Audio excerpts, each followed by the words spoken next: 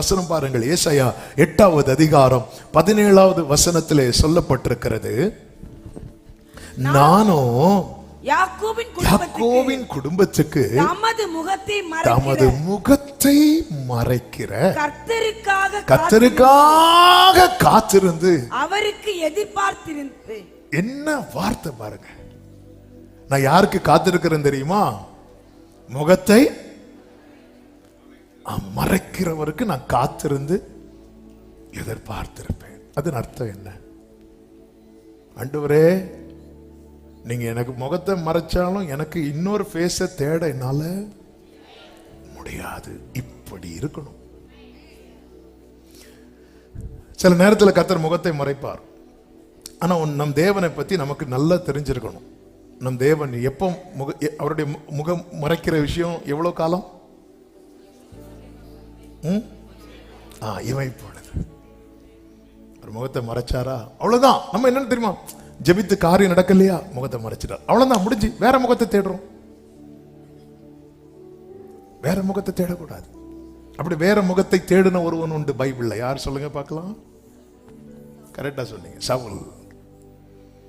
1 Samuel 28வது அதிகாரம் அதனுடைய 5வது வசனத்திலே சவுல் பெலிஸ்தரின் பாளையத்தை கண்டபோது பயந்தான், அவன் இருதயம் மிகவும் முழங்கால் போட்டு. உங்களுக்கு எப்படி வசதியோ. ஹல்லேலூயா. நீங்க இருக்கிறீங்க ஆண்டவர். Thank you Holy Spirit. Thank you Jesus. நானோ கர்த்தாவே உம்மை நம்பியுள்ளே, நீரே என் தேவன் என்று சொன்னேன். அநேகர் சொல்லோ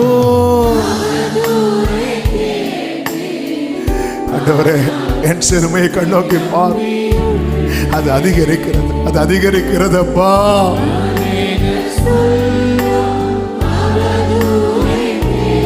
ஆமென்.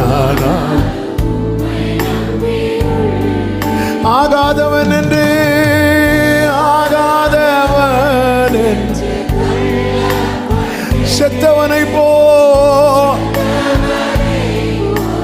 மறக்கப்பட்டே.